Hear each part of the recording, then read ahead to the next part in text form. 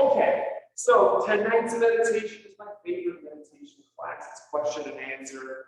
First of all, I feel like I'm better at talking about something for 5 minutes than I am talking for a whole half an hour. I start to repeat myself. Am I on right now? That's looking funny. Second, I like to know she can't hear. So I'm make sure that my okay, now you can hear me. Yes. Success. We're off to a great start. So, so the second reason is that I like to kind of check in on what the students are dealing with. And if I get a lot of the same kind of question, I'll talk about it a little bit more in class. But these questions about meditation, they can be like, how do you meditate? They can be, in my meditation practice, I'm struggling with this. What do I do with that? It also doesn't have anything to do, it doesn't have to have directly to do with meditation. It could be like, can you talk about forgiveness? Or can you talk about like, how do I treat people like partners in my life, or whatever it is. So any question that is not just like about how do you physically do a technique that we do in class, something that we can make a deep kind of topic of conversations. If you have questions on Zoom, just press the button to raise your hand. If you guys have questions at home, you can also type them into the comments if you're watching live, and I will probably be able to get to those. And if you're here, you can raise your real life fleshy hand. I got one from Frida. Go ahead, ma'am. Good evening. Just a question. When you tell us we should approach martial arts or whatever style we're doing with the beginner's mind, I'm curious as to your experience in how you practice the beginner's mind as a Sifu. When you come in every day, you know these techniques like the back of your hand. How do you find the novelty in teaching when you do this 6 days a week for hours on end? Great question, and I love talking about myself, so here we go.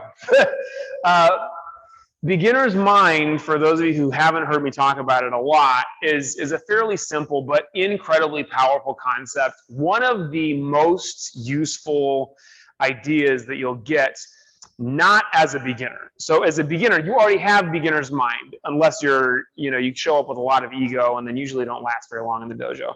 But one of the best stories that talks about beginner's mind is a very famous story about a professor, a university professor who went to a Zen master and asked about Zen. And he sat down in the master's office. I guess Zen masters have offices sometimes, and he started to tell him all the things that he already knew about Zen. He's like, this history got passed down from this person to this person, and I understand this concept and that. And the Zen master began pouring tea, so he was serving them tea, and he placed this empty teacup in front of the professor, and he started pouring tea as the professor was talking and expounding on all the reasons that he didn't really need to know anything more about Zen. And he kept pouring until the teacup overflowed and started spilling onto the table. And the professor said, "Stop, the teacup is full, it can take no more." And the Zen master put down the teacup or the teapot, and he said, "You're like this teacup. You have so much that you think there's no room for anything else. And our job is to always, relentlessly empty our cup. You come to class, and you might be a fairly new student, or you might be somebody who's practiced for years, or you might be somebody who's practiced for decades. Every time you bow onto the mats, you want to empty your imaginary cup and just have it be empty so that it can take in whatever is on offer in today's class. And that does go for me as a teacher, because sometimes I'll have my preconceived notions about what people need to hear, and sometimes it'll be that I think I know how to do a technique until I see somebody do it in a slightly different way, and I have to ask myself, is that actually a better way? Usually it's not, but sometimes there will be some thing for me to learn from the way that a student is doing a technique, but there's so much. I mean, look, I would love to think that I'm great at teaching, and compared to how I used to be, wow, I'm amazing. But compared to how I will be in 20 more years, I'm terrible. And so I'm always trying to find what there is to improve with my own teaching without, constantly beating myself up and thinking like, you're terrible at teaching. I'm just trying to be like ready for whatever is there. So the way that I do that, and the way that I recommend all of you do this, is first of all, regularly put yourself in positions where you actually are a beginner and you don't know what you're doing. And I will tell you, even as somebody who's practiced martial arts in this dojo for several years, you should still consider yourself a beginner, because there is always something to learn. And I'm sure you have this experience all the time, Frida. But I mean, like in other places, just do new things and enjoy the experience of being brand new and not knowing what you're supposed to be able to do. That kind of gets you used to it.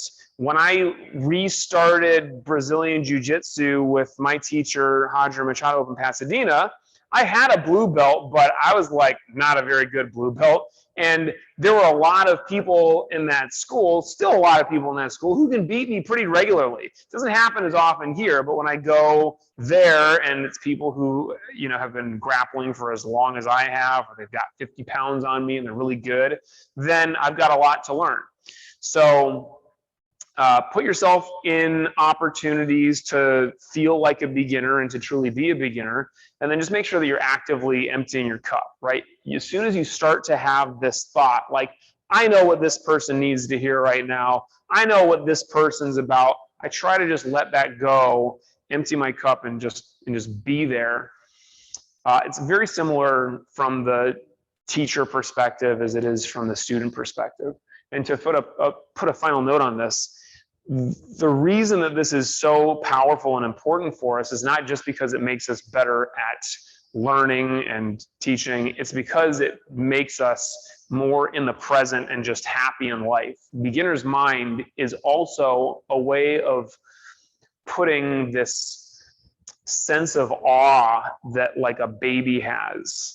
I have a brand new nephew named Emerson Fitzgerald Scott. He is incredibly cute. He's a chunky baby, and he is 6 months old, and he doesn't know anything. He just started going ba ba ba ba ba, and like everything is exciting, and some things are terrifying for him. But like he sees a little thing, like one of the cutest things is you put a mirror in front of him, and he's like, "This is a window to another dimension." It's like, what is over there? And that's me, I guess. And there's like a whole other room, and everything is so exciting. You look in the mirror and you're like, ugh, this again, another day, and I still look like this. But have the excited kind of awe that a infant has, and the more of that you can take into your day, the more excited and energized and happy and just present you'll be. Other question? Yes, Zelda. Has there ever been a time in your practice where it's been hard for you practicing? And if so, how did you get yourself to come back? I mean, so Zelda's question is there ever been a time in my martial arts practice where I've had a hard time coming back? And I hope this is the last question about me, you guys, but the answer is yes. For me, I had a weird path because I started working for my Sifu about 3 years after I started. You started about 3 months after you started, which is very weird, but it was kind of the same thing as you're probably experiencing, which is like when I'm staff and I'm kind of always, I have something to do in the dojo, it's a lot harder to actually get in class on the mats. And a lot of people think like working in the dojo is amazing. All I get to do is practice all day long and tell people how to do martial arts, and it's great. It's none of that. It's answering phones and doing very important stuff that keeps the dojo running. I get to do all the fun stuff. But there were a couple of years where I had a much harder time finding time to be on the mats unless I, as the teacher, just made myself do that. And so I could do that from time to time. There's the logistical side of this, which every single person will experience at some point, probably in the first 6 months, but for sure within the first year or two. something in life will stop cooperating the way that it was before. And so maybe when you started as a student, things were pretty good. You had enough time in your schedule to make it regularly, and then something shows up. You change jobs, you move 10 minutes further away, whatever. Your partner starts telling you, stop going to the dojo so much, like whatever, or they start telling you, you need to go to the dojo more often, and so then you start coming every day instead. But something will change, and very often it's easy to get kind of knocked off of our regular schedule. So that's the logistical side of it. And then there will be times where you're just not feeling the motivation. Because life goes like this, practice goes like this, not just with your time, but also just with your energy. Sometimes it's like, this is amazing. There's nothing I'd rather do. I'm feeling like I'm learning something and getting great at it every single class that I come. And then there are times where it's like, I'm terrible. I've never been worse at anything in my life. I've been struggling to learn this posture in Tai Chi for the last 3 months and I can't get it, like whatever it is. And when you're up here, you know that this will pass. When you're down here, you know that this will pass, because this is how it goes. So usually this doesn't last for very long, but sometimes it will last. I'll tell you, this always lasts longer than you want it to. And this always gets you thinking, is this it? Is it going to be like this forever? And this always makes you think, how long can this last for? Or sometimes it'll make you think like it's going to be great like this for the rest of my life. But you know this too shall pass. This is the nature of life and the nature of the universe, is everything is in flux. So that's one way to deal with it, is to remind yourself that it will not be like this a month from now or a year from now. Something will change. But you got to deal with the logistics of it. So find ways to get to class. And even if you're not feeling the motivation, getting to class will help you feel motivated. You might feel like as you're driving up to the traffic that starts, 10 minutes away from the dojo, you're like, I could just turn around and go home right now and I'd be sitting on my couch eating pizza in 5 minutes. Or I got to just keep going. If you get here, you'll be happy that you did it. You will never be unhappy that you got to class. So that's part of it, and that's kind of easier said than done some days, is just get here. But for you, I'll just keep yelling at you to make sure that you come to class and you'll be fine. It's just like, even if you can't make it onto the mats, you're like a half an hour late, just show up and be in the dojo. You just kind of soak up the energy of the dojo, the people here, the space. It's got an energy and a vibration to it. So it will make you feel great. Other question, Julia. Hi, sir. This might not be super organized as a question. It's more about internal practice and compassion as it relates to like unconditional loving and like, I guess, non-attachment. But somebody in my life crossed boundaries, and like I know that usually that like boundaries that you would remove them from the position that they have currently. And I'm having a hard time making it clear or being able to show that person that they crossed boundaries, because my first instinct is to be like, oh, this is kind of icky, to not be compassionate, understanding, and trying to find a way to unconditionally love this individual, even though I feel like society is like, oh, just like be pissed off at them and like show them that, you're not cool, you're not fine. But that feels really unnatural. But then I also don't know how to convey a message of this has been crossed and take it seriously, if not for me, but for the next person that comes along. Because I know like a lot of internal practice is about, like for me at least in my martial arts practice, and how I take that into my internal practice, is a lot of unconditional love and deep listening. So it feels like they go against each other, not the boundaries, but how to convey and coexist with somebody like that.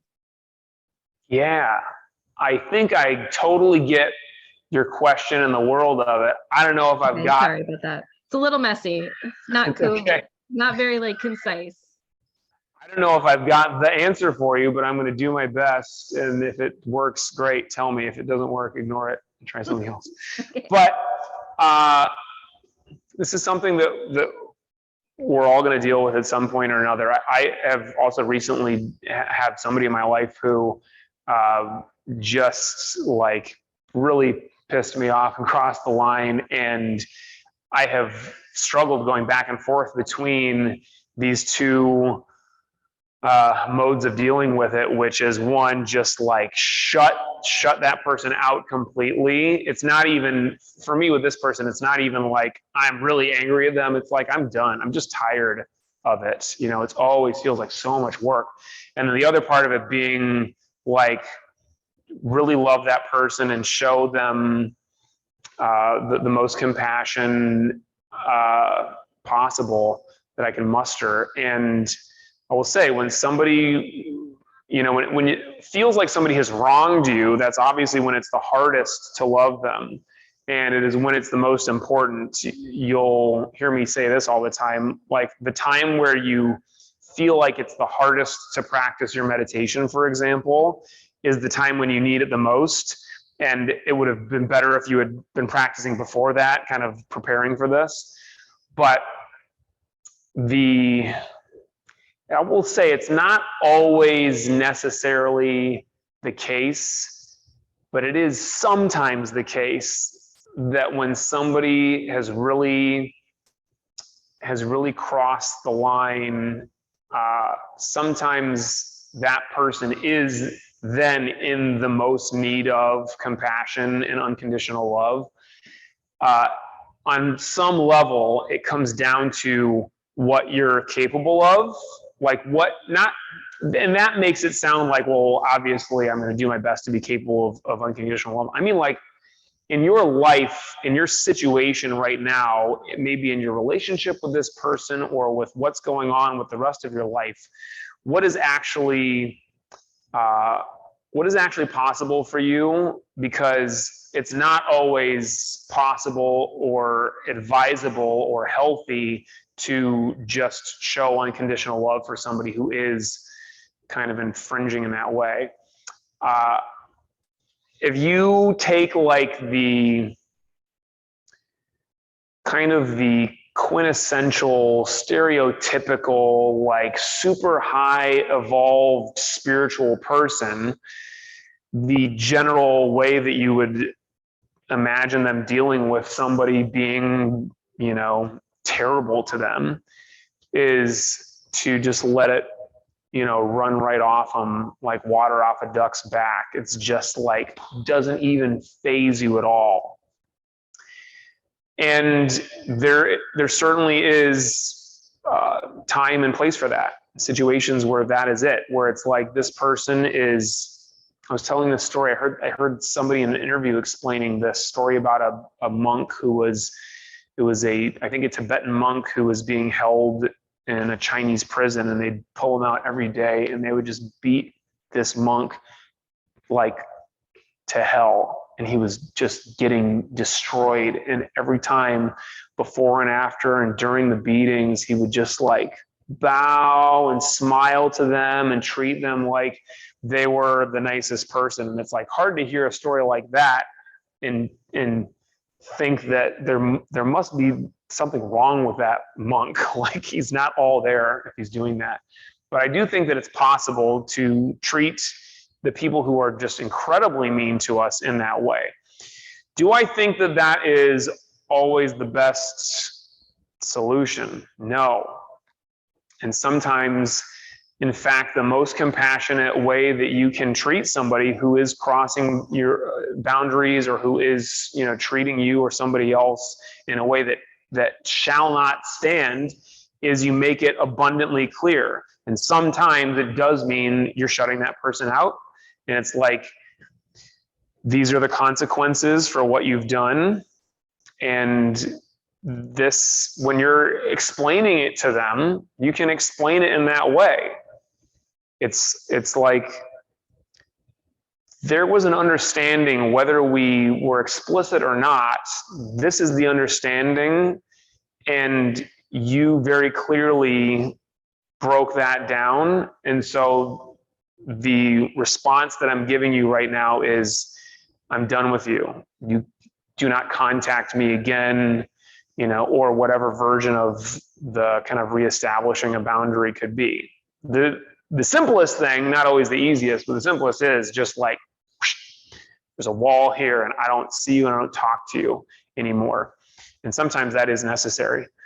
I've just given you like the two kind of extremes of this. Likely you'll find that something in between will be the most appropriate for most situations where somebody's crossing a line, where it's like, maybe it wasn't really clear in the beginning and you need to reestablish a boundary and explain and say, like, this is your next and last chance. If this happens again, you're out completely. Or, there's some kind of a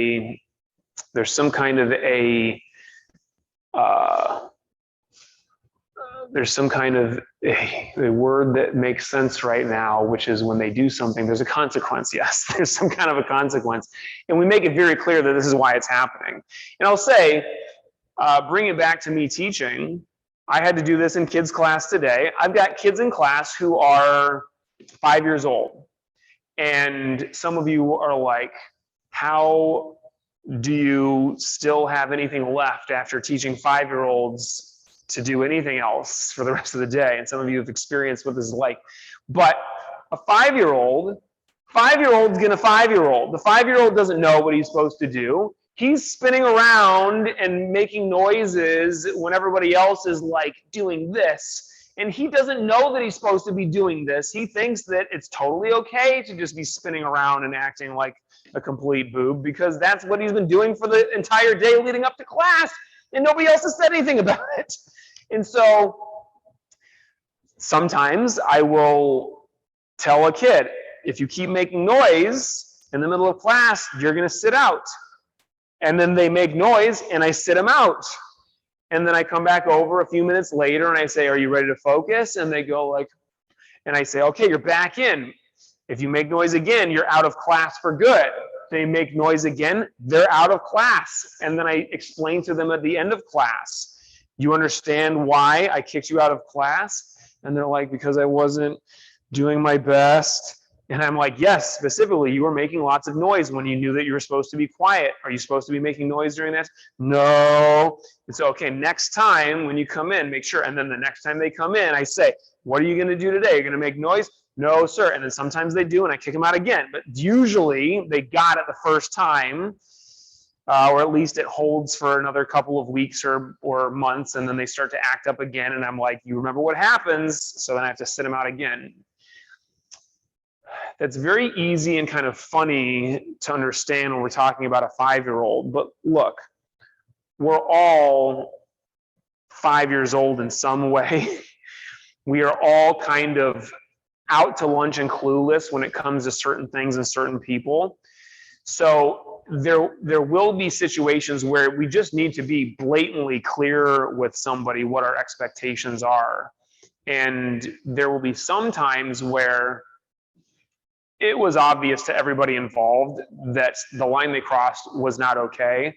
And so you can just lay down consequences, whether they be minor or major, like I'm done with you right away.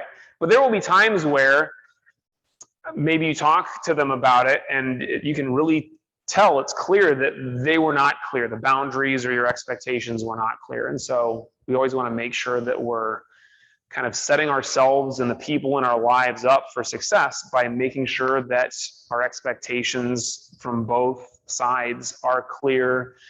And then when somebody does cross the line and it was clear, there has to be some kind of a consequence.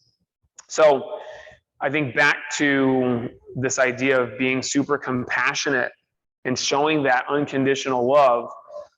I love every kid who comes in here, and I don't, love them like I love my nephew necessarily, but like I really care about them. And if I don't care about a kid, that's when I just ignore them. And that doesn't very often happen because that would make me a terrible person. So I will yell at a kid, and that does not come naturally to me.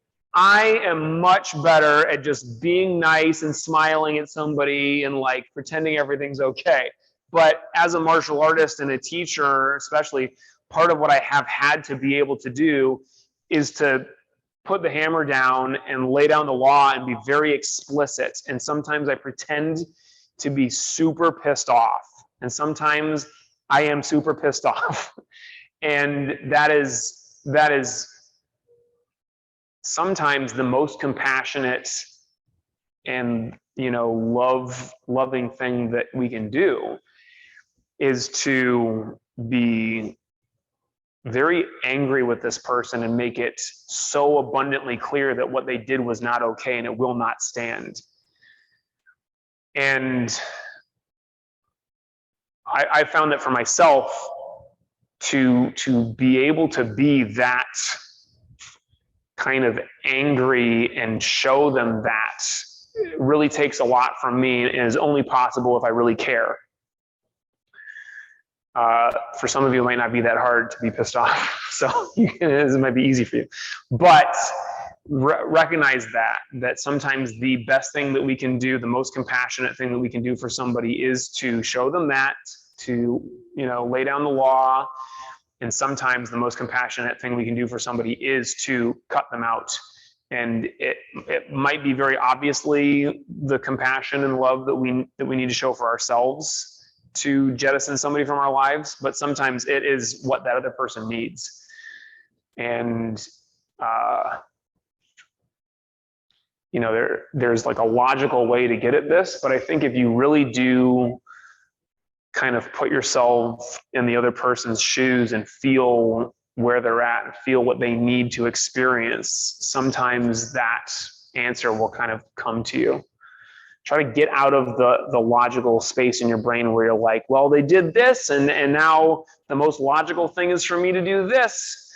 Maybe, maybe not. But if you really feel you can get at what they need on a deep level, and sometimes what they need is that tough love. We'll take one more if we've got it.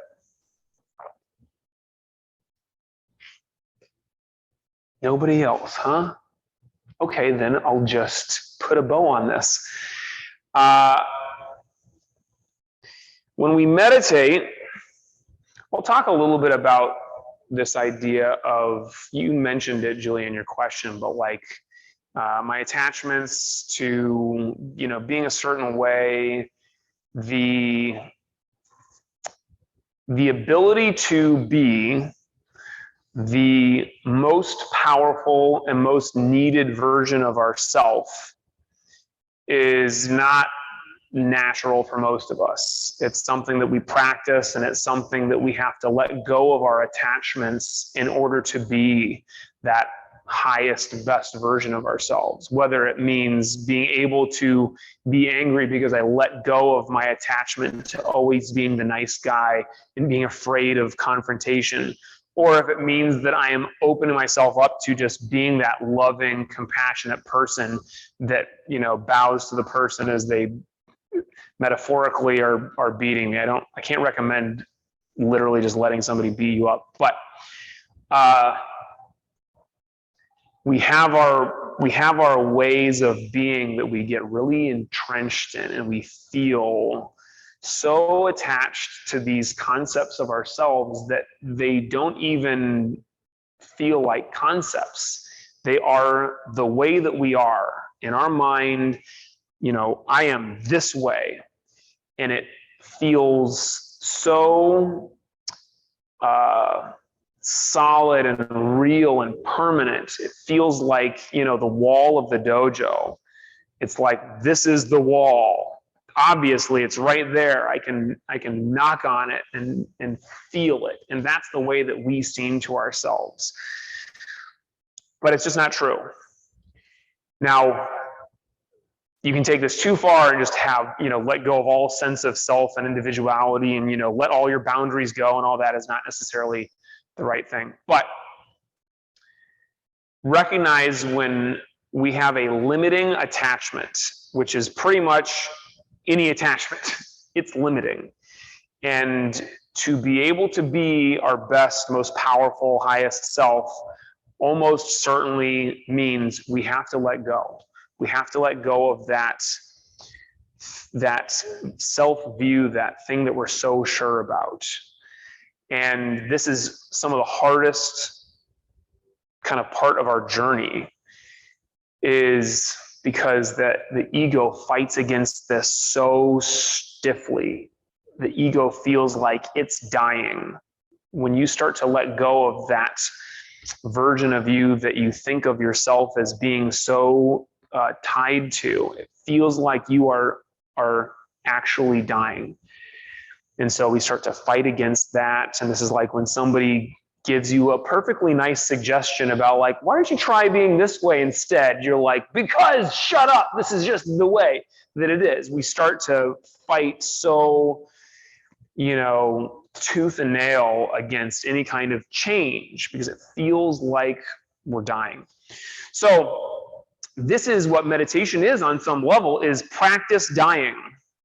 You let go of the ego, you let go of, this sense of yourself, and you just are experiencing whatever's behind the darkness of closed eyes. You experience yourself on a deep level, not tied to, not attached to those little things.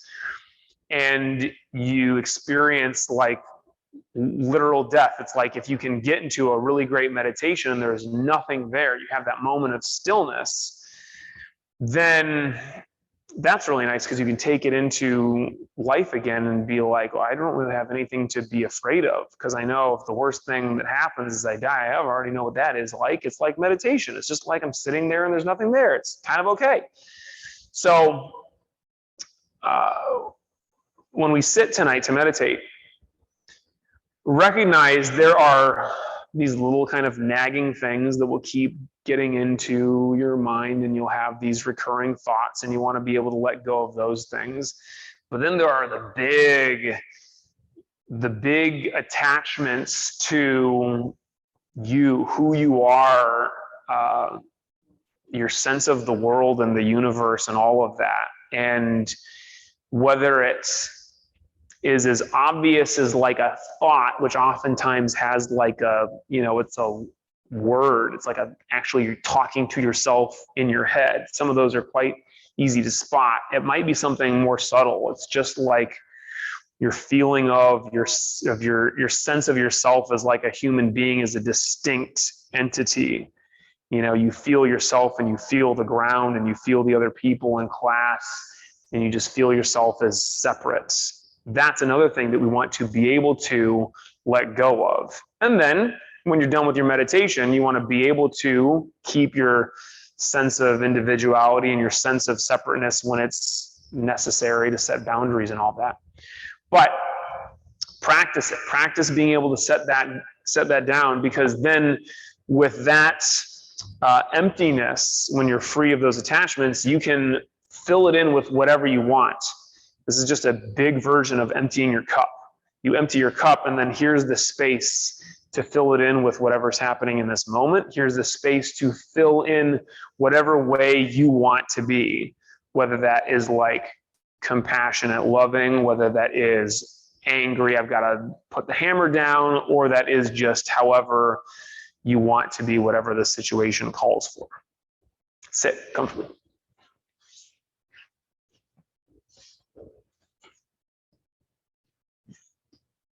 So, quick review of posture. So I like to sit kneeling in Seiza, but cross-legged is totally fine as well. Just make sure that your knees are even with or below your hips. If your knees stick up, that's probably going to make your legs fall asleep during a longer meditation. Tonight's only going to be about 10 minutes. It's not going to be that long, but you want your back straight with your shoulders rolled back and relaxed, the hands upturned at your hips. They can be together or separate, but you don't want to be sliding down because that causes you to slouch. Your chin is parallel to the ground. Close eyes. You want your eyes upturned to the point between your eyebrows. If you have a hard time getting that spot, you can visualize the point between your eyebrows, basically the center of your forehead, And this focusing on the third eye center is great because there's no actual physical sensation in that part of the brain. You're just focusing your attention on something that has no feeling, which allows you to let go of the physical sensations of the body. You can couple that with focusing on the breath. And so you feel your breath come in, feel your breath go out. And whenever your mind wanders, bring it gently back to the breath.